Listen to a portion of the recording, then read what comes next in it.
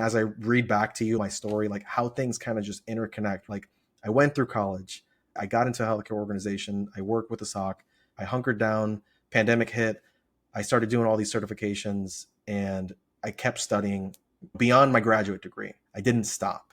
And again, I was provided another opportunity. There are a couple things that really surprised me. Despite me going through this entire journey of education, certifications, dynamic environments, there's not a lot of people who are open enough to sit down with you and walk you through what the important things are. One other point, there isn't a single person who knows absolutely everything.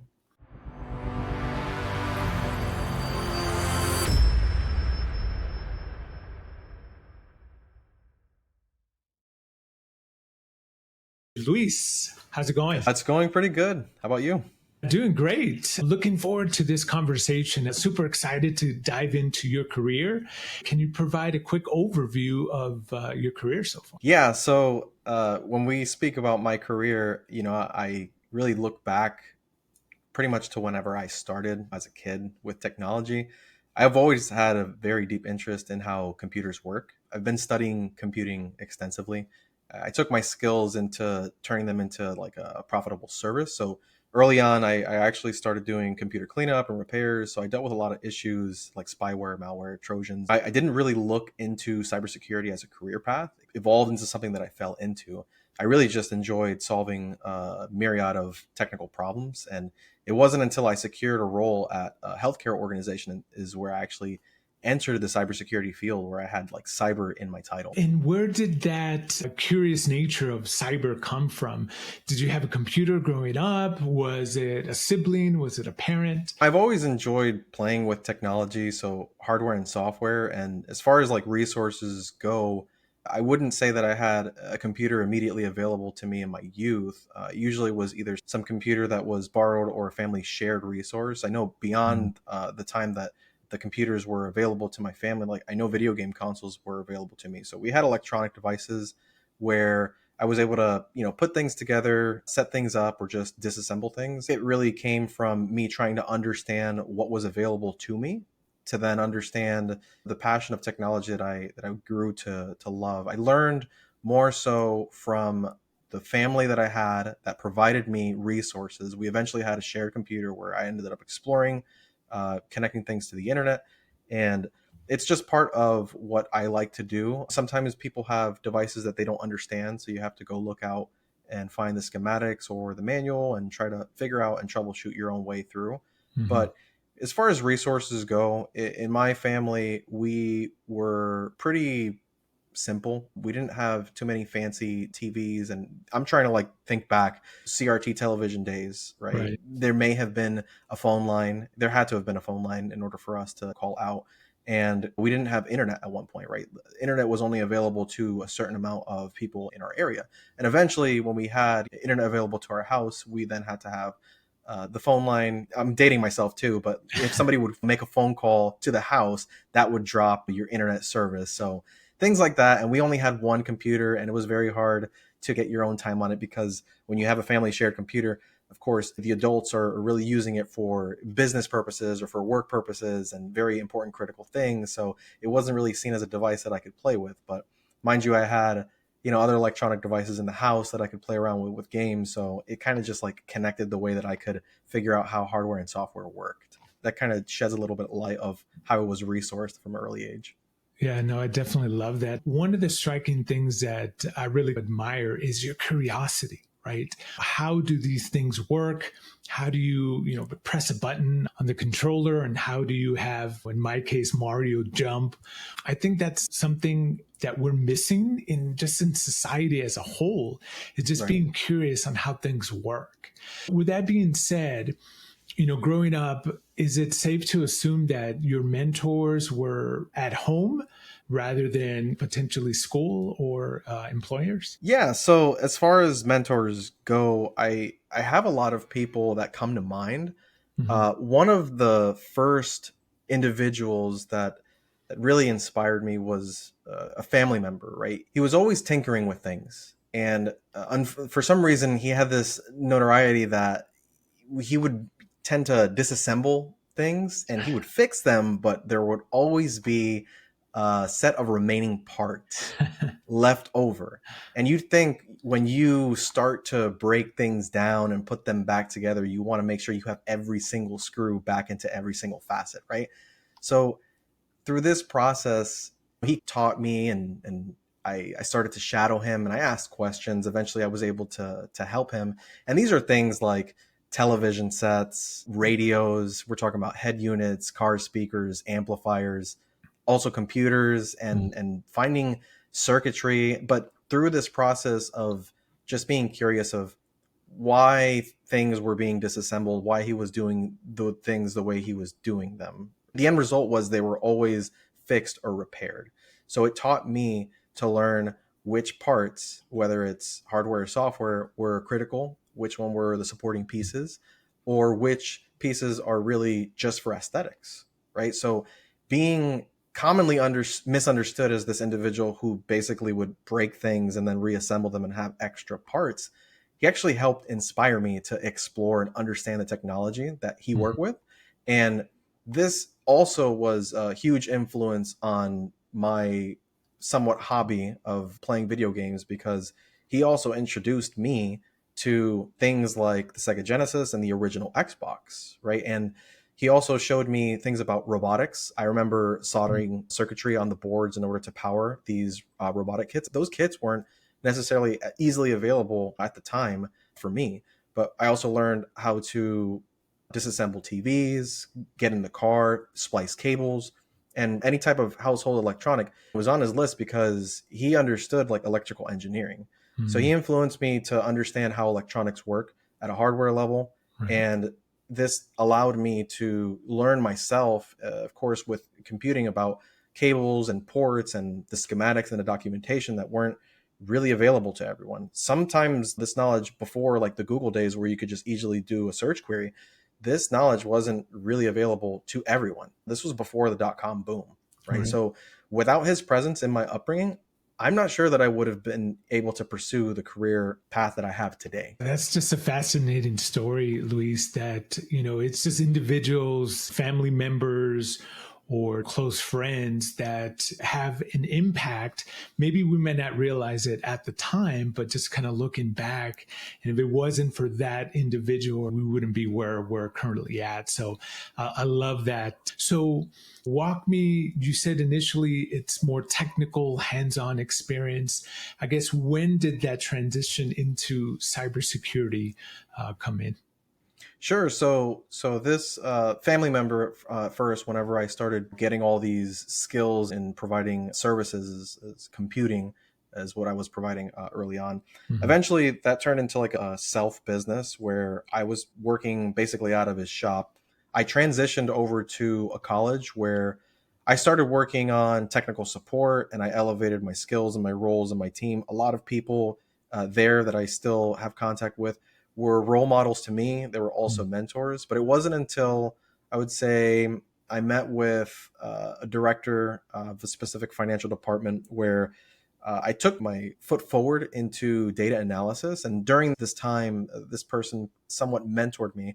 Mentorship is very important because sometimes you get into basically like a friendship or a way that you're able to have a relationship with an individual and they teach you things and they show you things and they help you grow. But you don't necessarily go up to somebody and say, hey, I want you to be my mentor, right? Like things just happen and you look back and I'm like, oh, that person really was a great role model for me or they mentored me during this time. Mm-hmm. So this individual, she really helped me understand the business of the college and the financial aspect.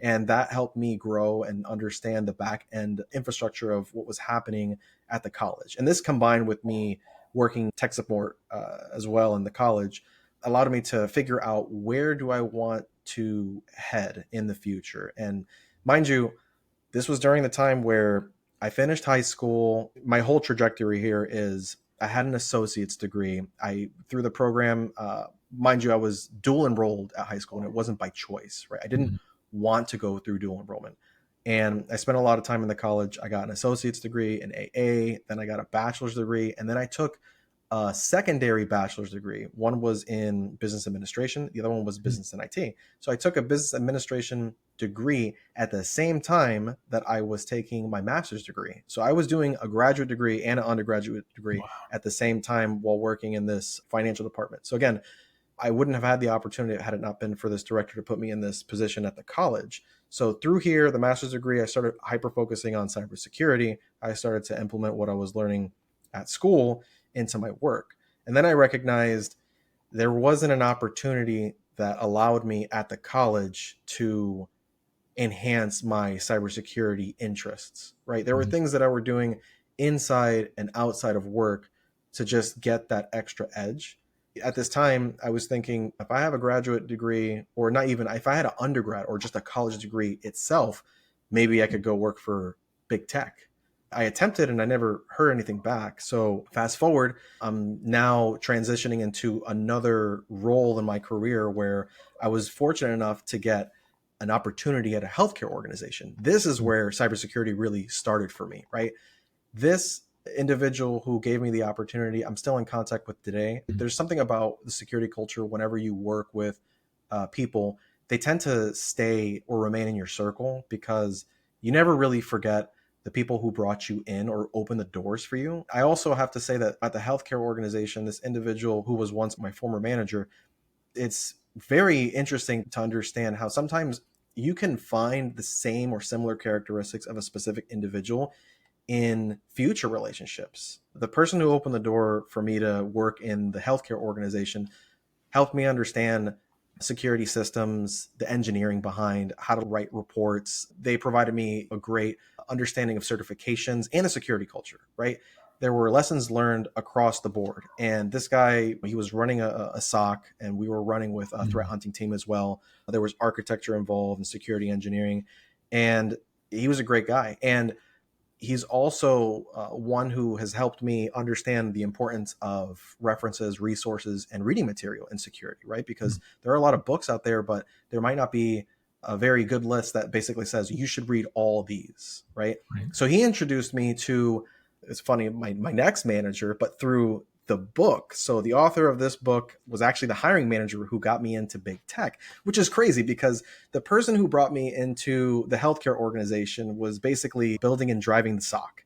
Mhm. And at some point, he had to step away. So a lot of our responsibilities were elevated. So we started managing ourselves. And as I looked at this book, there was a specific author who, I mean, if you look at my profile, you can find out who these Who it individuals is. are. Yeah. But what happened was I was able to bridge this gap. And then during the pandemic, I kind of just hunkered down, started reading more, doing a whole bunch of more certifications and just upskilling, right? This included CTF platforms. This included certifications from like CompTIA, ISC squared, EC Council.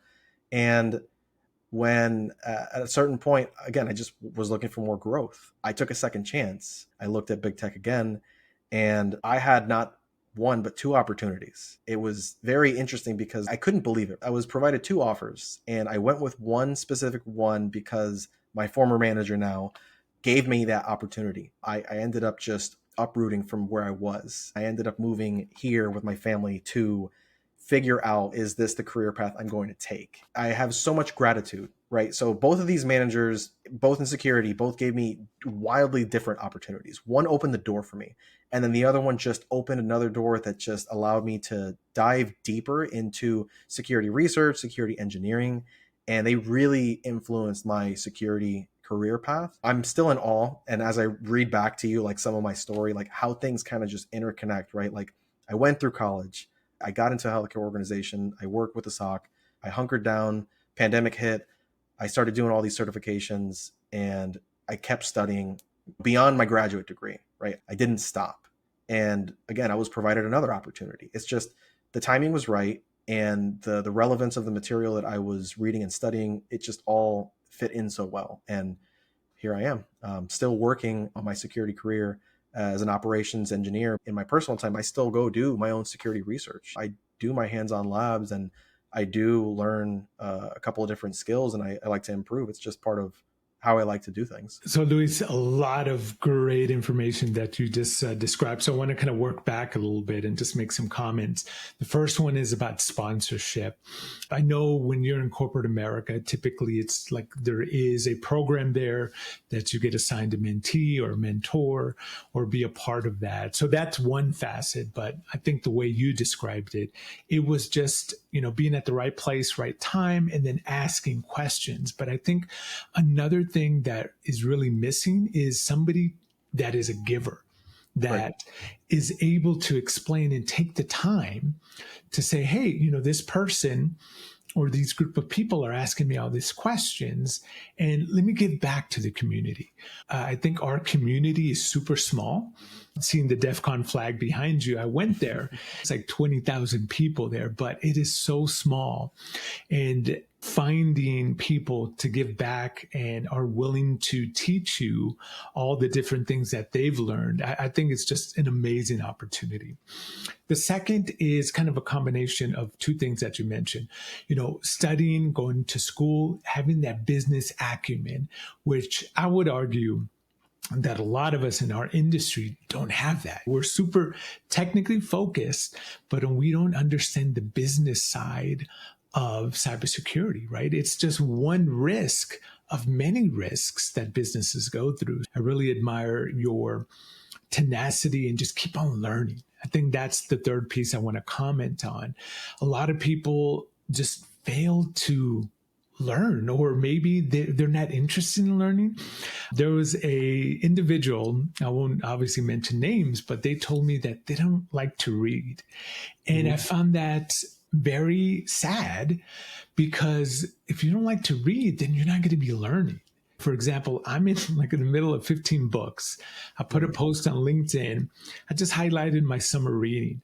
Actually, I haven't touched any of those books because I found like four other ones that I'm diving into. So learning, it's going to be a continuous thing. Hopefully I'm going to be old and gray, even though I already have the gray hairs, but you're still going to be learning about, when 40 years from now. Moving on to another question here. What has surprised you about the industry that you weren't expecting? So there are a couple things that really surprised me. I think the very first one is, despite me going through this entire journey of education, certifications, dynamic environments, there's just a common denominator across the people who brought me into the industry, and there's not a lot of them, right? There's not a lot of people who are open enough to sit down with you and walk you through what the important things are. One other point I found surprising is, it might sound a bit cliche, there isn't a single person who knows absolutely everything. And it could be in different facets, it could be in different domains. I've recognized that going through a couple of different organizations, that you can be put in with the subject matter experts, things can be misinterpreted, things could be incorrect, Mhm. or things could be simply just outside of that SME's expertise. One thing that I also noticed with everyone, there's a different way that they digest information. So you mentioned reading, it's very important. And sometimes we're left only to digest that information in a specific language. Mhm. For everyone in the industry who has a problem at hand, I've recognized that they're able to just digest the information really quick, and they do it with tenacity. And at the end of the outcome, something like a solution is born. Key point here is, not everyone's going to know everything, and you're going to have questions, and you're going to have to learn, whether it's through different reading styles. It could be through audio, it could be through reading just plain text, it Right. could be watching a video, or it could be doing actual hands-on keyboard running commands, building or virtualizing specific environments. And sometimes you have to combine all of those senses in order for you to really cement yourself and feel your passion, so that way you can learn everything that you can in a specific domain. Everybody has different learning styles, for sure. I know you mentioned this before, certifications versus education. For me, being a minority, being a Latino, I think education is going to be important for our people for a long time, right? Right. So, what would you say to somebody coming into the industry and say, hey, should I go the certification route or should I go to the education route? I can touch on a couple of different points here. I mentioned some of this already, but I think I'll summarize in a better Yeah. way. One, I think our profession requirements are difficult to understand because there's so many different domains and we have subdomains and you have focus and concentration uh, silos. And this could be SOC, threat hunting, forensic experts. Then there's GRC. Then there's also learning, right? And creating content and even recruitment. How do you vet through specific candidates? There's a huge sprawl. And if you go look for mind maps of the security domains, you can see how many different things you can focus on. Right. But bringing it back to education and certifications, me personally, I like it when you can combine both. And when people talk about education, I think the first thing everyone hyper focuses on is a graduate degree, or not even a graduate, just a college degree, period. Right. And you can have a certain amount of college degrees, and it's great to go down that path. If you look at my trajectory, I was dual enrolled in high school, finished that, ended up getting an A plus certification, Mm-hmm. got an AS degree, got an AA degree, got a bachelor's degree in IT, then dual enrolled for a business admin degree, bachelor's, while doing a master's graduate degree in cybersecurity. I did all that. And even beyond that, I went to go get certifications. That was my path. I can't say that that's the correct path, but it did help when people go through the education system, and it's sometimes challenging, right? Because we're not necessarily always resourced the same way to go get a college education. It really depends on the employer on whether or not you fit a business need, because we can't come up with a degree and say, hey, I did X, Y, and Z. You should give me a job. There's a business need. And if you meet that need with your qualifications, hopefully you have some experience. And if you don't have experience, you can create your own projects, create your own content, commit your own code into repositories out in the world. There's publicly available projects that you can contribute to. When you combine that with your education, with your certifications, I think there will be a gap that can be filled. So that way there is a need that you can actually meet with the employer. And that's just my journey. I think it's important to combine both when you can. Certifications are a great way for you to understand how you learn as well. Maybe there's something very specific on the blue team side of security that you want to focus on. Or there could be something that you want to focus on, like a new skill set that you don't have. Maybe it's like pen testing. There's not a platter that basically says, hey, you need to do all these certifications and you'll be able to do any specific job. Think back to the mind maps I talked about in cybersecurity. There's so many different skill sets that you can work on. Just stick to one, build on it. And, if you don't like it a couple years down the line or maybe a month down the line, just change it. You're not limited to what you can learn. You can just focus on what you think is best for you at the time. And it could be things beyond security. It could be just fundamentals in IT. Like I mentioned, the A plus certification, just hardware. Build your own PC. Understand how those components work. It's just part of my passion of just enjoying to learn the technology that I have available to me.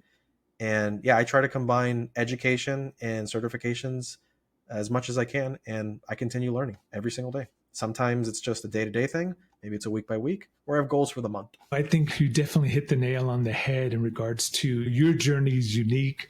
When somebody comes to us and says, hey, how do I get into cyber? Well, this is what I've done. And probably the mistake a lot of people do is try to mimic that, right? Mm-hmm. Like, hey, I did the education, I did the certification, spent a lot of money for both, and I'm still not getting any job offers there. And there's a lot at play, right? And Yeah. especially now, obviously, we're coming out of COVID, we're in a recession, the economy is kind of funky right now. But another thing that you also mentioned is There's so many domains and subdomains within cyber. My philosophy, and I know I'm definitely going to get a lot of pushback on this, I've always said that you don't have to be technical to get into cyber because there's so many other take governance, risk, and compliance. You don't need to know how to code. You don't need to know how to do pen testing. I think that's the sexy part or Hmm. more known part of cybersecurity is like, oh, I want to be a hacker. But I think there's just so many administrative and non-technical components in cybersecurity. And the analogy that I always use is the medical profession. I Right. think we in the industry, when somebody are asking us, how do we get into the industry? Or kind of the analogy that I always go with is, well, how is your heart surgery or brain surgery skills? I don't do that. And what Right. we typically, as a whole, we tell people is you need to go to school to become a heart surgeon, right? And that's not the case because there's so many different aspects of the medical profession that you can get into that doesn't require cutting people up. So that's kind of my philosophy. And, if you're going to be an engineer, then that's going to be a little bit different, right? You do need that technical expertise. You might need a combination of education and certifications Yep. to get into that, though. To I'd like to add to that. I think there's also a point where, in our domains or just in the security culture where we get so hyper focused on what the titles are, right? Like I've worked on a SOC, I've worked with threat hunt, I've worked as a hunter, and I still hunt to this day. I've engineered security solutions. It's funny because I have so much widespread skill sets across like IT in general. You can see these things like in security memes where it's like, oh, you work in cybersecurity, like you can do X thing. You can hack someone's social media account or you can stand up a website. The thing is, it depends. I make this joke also in forensics as well. Somebody will ask a question and the question will be like, it depends. Like when you're dealing with volatile or non-volatile memory, like how your investigation goes through. People sometimes just hyper focus so much on the title, right? You'll see this title on this person and you maybe get a general understanding of what they do, but it's not until you actually work with them to then you really realize like what they are capable of doing and what their skill set is. So just keep that in mind. I think it's important to look at roles. Sometimes there might be a whole bunch of technical aptitude that's required. And again, there might be roles that you don't need those technical skills. That is the reality. Yeah, no, that's definitely a good point. And just as you're explaining that, just something popped into my head.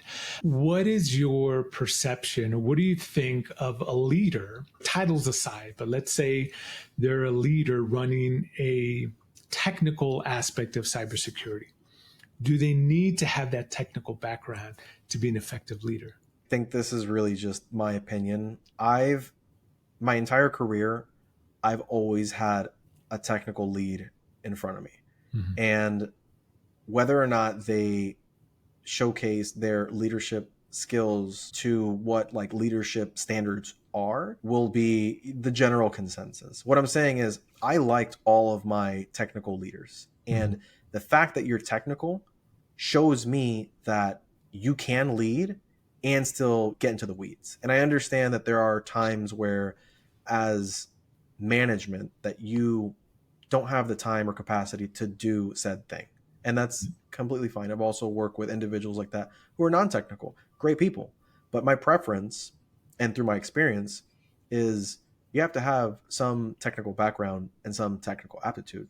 You look at a Venn diagram, that's where like we as security individuals meet halfway. Mhm. There's always room to grow and there's always opportunities to collaborate.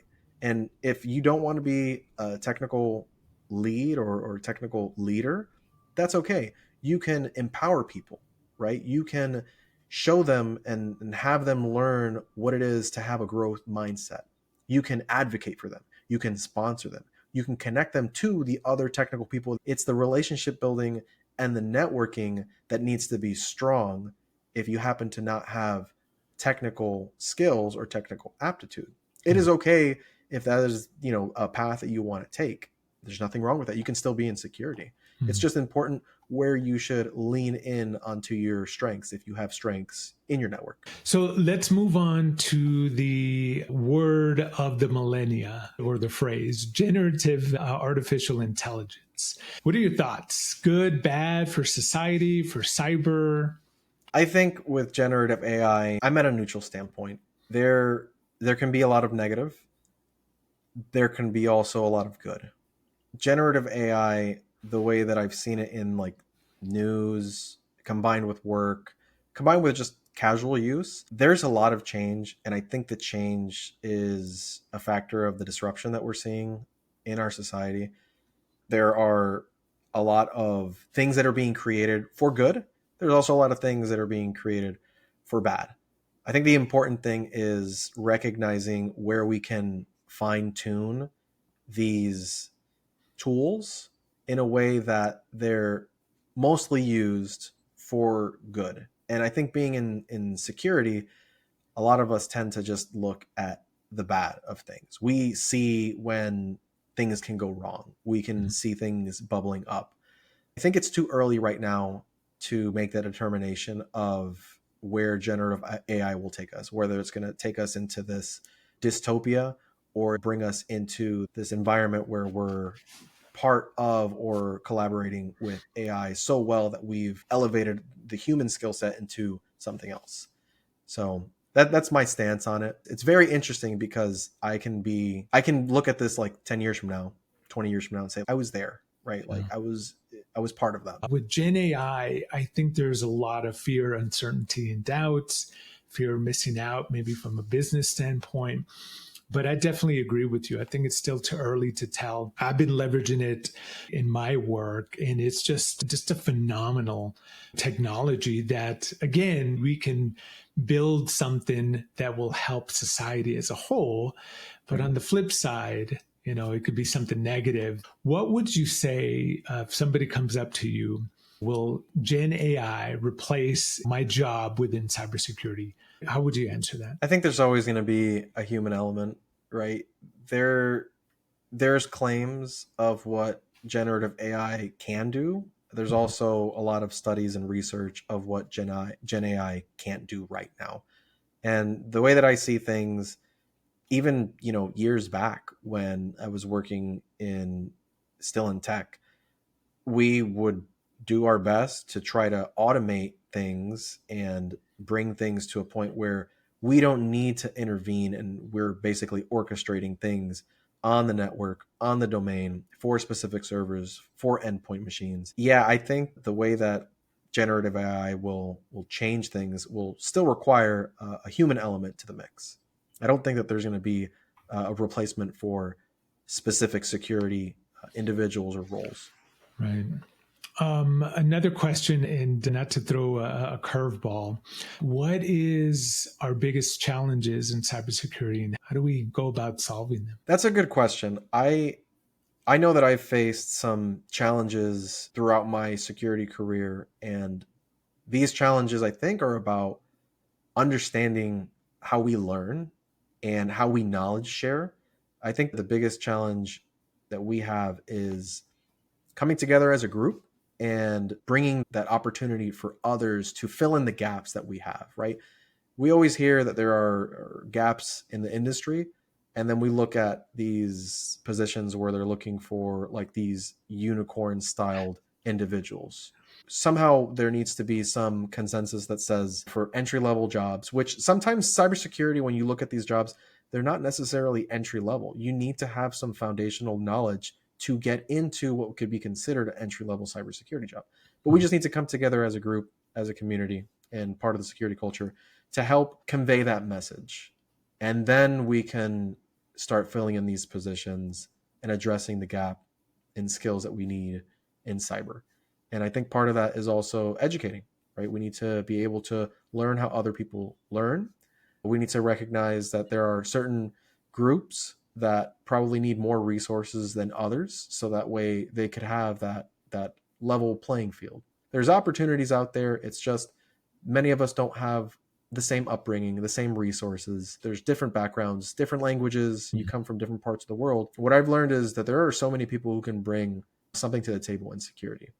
And I think through learning and education is how we do that. So it's interesting you mentioned about entry level. Even though the job description might say entry level, it's not entry level. It's up to that particular hiring manager, HR, to say, hey, this isn't an entry level. And I think that's where the miscommunication is happening, right? When these companies come out and say, hey, this is an entry level, but if you look at the details, it's asking for all of these certifications, experience, the communication, and the wording definitely needs to change. One other question that just got me thinking about the unicorn. Mm-hmm. Where did that come from? Where, based on your experience, why are we looking for somebody that can do it all when earlier you mentioned that we're not going to have all the answers, we're not Right. going to know everything? So Yeah. where did this unicorn mentality come from? It's a combination of what us, like human beings in general, like how people communicate. And mind you, cybersecurity wasn't a thing 20 years ago. Like it was like Mhm. infosec, or even beyond that, it was something else, right? Right. It evolved to what cybersecurity is today. Now, I think that we tend to just use specific words, and they are just used in a specific way that then bar people entry. And using terms from industry standards to have minimum requirements is just challenging to me. I also say this in one of my experiences, and this just popped into my head. I remember trying to get a specific role, right? And this role did have some security skills behind it. And the reason that I wasn't provided that opportunity was because I didn't have my graduate degree physically in my hand, which is interesting because I couldn't think that there would be any other like technical reason of why I wouldn't be provided the opportunity. It's just a human element, right? Like instead of just saying, hey, I don't think you meet the qualifications, or you're not the person that we're looking for based on our skills, et cetera, we as humans just tend to look for something else to say, you can't get this role or you can't get this interview or opportunity because you don't have something. Looking at these jobs because you don't have a GREM certification from SANS, because you don't have the CISSP, which is like an industry standard, because you don't have one of the CompTIA like trifecta certs like A plus, Net plus, Security plus, or even CISA plus. Because you don't have these, we can't have a conversation, which I think that is something that needs to change in the security world and security culture and the way that we bring people on. And that's my 2 cents on that. Yeah, no, I think we're in the same boat, Luis. We're doing a disservice when we only look at this criteria, wherever it derived from, that if you don't meet these qualifications that aren't really necessary to complete or to do that specific job role, but we're holding steadfast that you have to meet these requirements. Now we're limiting the diversity of thought of people coming in. And I've always said that the homogeneity of our industry, I think, is making us less secure. Bringing in different perspectives and having this cultural renaissance that I'm trying to propagate through this podcast, I think it's going to make us better secure. And then just one other thing, language, like you said, it's really, really hard. I remember when I was working in government and writing for the highest level of our government, it was probably a 2-pager, but it took 2 months to write because every single word mattered. Right. Because when you're informing senior policymakers, every single word carries a weight. So that taught me a lot on how to write effectively and understanding, obviously, your audience. And I think we just need to do a better job as a whole so we can bring in new perspective, new ideas into our industry. I could definitely go on and talk about more of your great career and all the great things that you're doing, but how I wrap up all the podcasts is something that you and I definitely share, this passion for learning and reading. As I mentioned right before hitting record, I'm in a million books at the Right. end of the day. What has been a book that you just recently read that really resonated with you that you'd like to share? I'll give two. And One book that I'm currently reading is The Cuckoo's Egg. It has been in my backlog, and I've been trying to just get back into reading that book. It's kind of like with games too. You have a backlog. It's like, do I have the time, et cetera, et cetera. But that is on my to do. And so far, the story reads great. The other book that I actually finished, and I was able to go to the book signing. Again, this is just part of who I am, what I do, what I like. This book is called Disrupting the Game from the Bronx to the Top of Nintendo. And this was made by Reggie Fils-Aimé, right? So I learned Reggie's career trajectory in this book. It also showed me the importance of being in the right place at the right time. And I'm not saying everything is simply just due to chance, but what I was able to understand and get from the book is that there are meaningful relationships that need to be built. And sometimes you get those relationships when you break silos. There are times that you are working in a specific place, on a specific team, during a specific time, and you recognize that there's a lot of disruption happening. We have to manage those emotions. We have to master the things that we think that are important at that time. And at the end of it, we all have professional dreams. We can set our goals and we can do them. And there are going to be times where we're going to be met with failure. And those events that happen where we fail are just attempts. We have opportunities to try again and again. We'll go through a whole wheel of emotions. And I think in those spiraling times, we then create the things that we think that are important. We are able to conquer the negativity. And also by going through the book and understanding different like leadership styles that you can recognize, you also then recognize who else around you is facing similar or completely different scenarios, and they might just need some help. There are so many people that have their own journeys, their own stories, their own challenges, and their way of doing things. It's important to be able to connect with people, right? I think we lost a lot of that during the pandemic, and it's changed the work environment, it's changed our social environment. But reading through the book really helped me understand more of what I like to do, how I like to interact with people, and how I can become, a leader myself. And it's not something that I say that I am. I just do certain things that I want to have as like my standard, whether it's work, whether it's having conversations, whether it's connecting people. If people come back to me and they say, "Hey, you're amazing, you're great, you're doing this, great." But if they come back and say, "Hey, like you're bad, I don't like," that's okay. You can have your opinion. I'm just doing what I feel like it's important for me, and I'm focusing on the things that I want to master right now. Love that, Luis. I definitely think you are a leader, and it's not about a title, right? It's about, I would say, a mindset.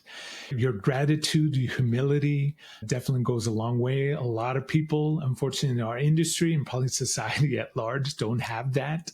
Right. And at the end of the day, just being kind and helping one another. Just like you said, I think COVID really put distance away from what makes us human and making it harder to really connect with one another.